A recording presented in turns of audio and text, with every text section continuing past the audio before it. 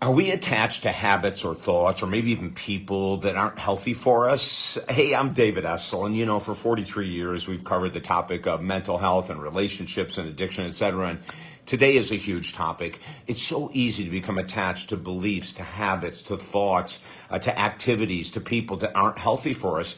And the longer we stay with the habits, beliefs, people, activities that aren't healthy for us, the harder it is to break those attachments, right? I mean, in so many of the Eastern philosophies, they talk about the two major problems in the world are attachment to things that we think we need that create stress, or avoidance to things that we need to take care of that we don't want to.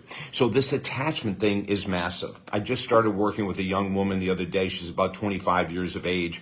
And she is so attached to the idea that she needs to have a family, that she has to have a boyfriend, that she's got to have a relationship like in 6 months. She needs to be in a relationship for 6 months so they can be together for a year or two, and then she wants to have a child before 30.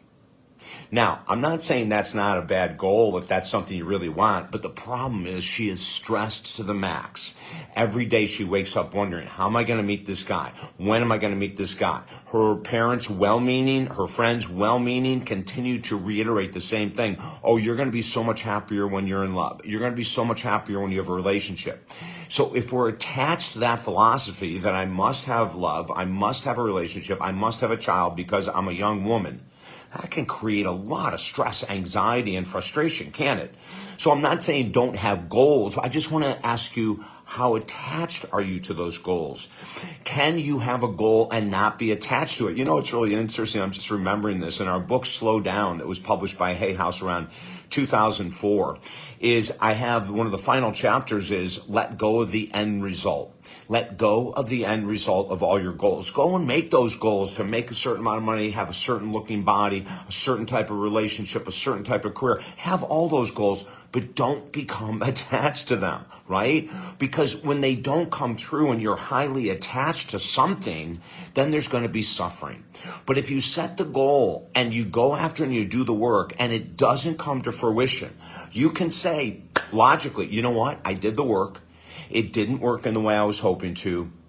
I have to accept that as my reality. Now let's move on. The same thing can happen with belief systems. I was raised in a household where, let's say, Democrats were the good guys and Republicans were the bad guys, whatever it might be. Years later, it might have changed to Republicans are the good guys and Democrats are the bad guys.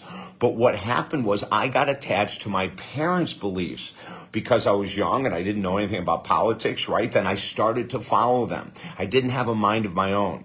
And then when a presidential election would happen and my parents would be voting for a certain person and I'd be voting for them as well, and they didn't win, complete letdown. Well, that's attachment, right? We're attached to the end result must happen the way I want it, or I'm going to be sad, or I'm going to be heartbroken. Now, there are reasons to be sad when you don't achieve a goal. There are reasons to be heartbroken when you don't achieve that goal. But we don't want to stay there. That's the attachment I'm talking about. Belief systems about money. Men have many belief systems, and there's a lot of pressure on women to have a partner at any age, for God's sake. I've got stories that would blow your mind about 70 and 80-year-old women that believe that their life is lost because they don't have a partner. I mean, it's really some wild, intense stuff, these beliefs, but they're attached, right, to that belief that if they're a woman and they don't have a man, there's something wrong with them. And society does it too. Society puts that pressure on women. And then men who become attached that I'll be successful when I make X amount of dollars, that's society's views. You don't have to buy into it, but so many of my male clients, and I want them to be successful, right? I teach them how to create success without attachment. I teach them how to create great business results without attachment, that it has to happen at a certain time. Listen, if you're going through life and you're frustrated and you're not getting what you want, reach out to me. We offer everyone a free 20-minute session on the phone. Go to talkdavid.com. You can sign up right there. And we can look at all the different areas of your life. And usually there's one or two areas that we have more attachment in than others. If we can eradicate that, set goals, And when they happen, awesome. And when they don't happen, we just move on. I remember interviewing the vice president of Disney one time, and he was talking about a major movie that had come out. You want to talk about a great example of a lack of attachment.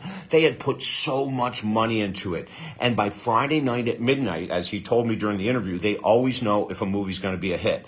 If it's released Thursday night at midnight, they know within 24 hours if it's going to be a hit. They put all of this money into this movie, and it was a flop. And on Monday morning, he stood in front of all the executives, and there was a big whiteboard there. And he said, we all know the numbers. We all know they didn't match anywhere near what we wanted. So this is what we're going to do. And he writes on the whiteboard the word next in huge letters. I was blown away with his story. I mean, that is such a story of non-attachment, right? That's a story of let's do everything we can. Okay, it didn't work. Next. I want you to have that same philosophy. Let me help you out. Go to talkdavid.com. We've got specials now because of inflation, and also 5 books at talkdavid.com, absolutely free. 2,500 videos on YouTube. You can get there from my website, all on personal growth. The only reason I'm here on this planet is to help people heal. If I can help you, I would love to. I'm David Essel. Have a beautiful day.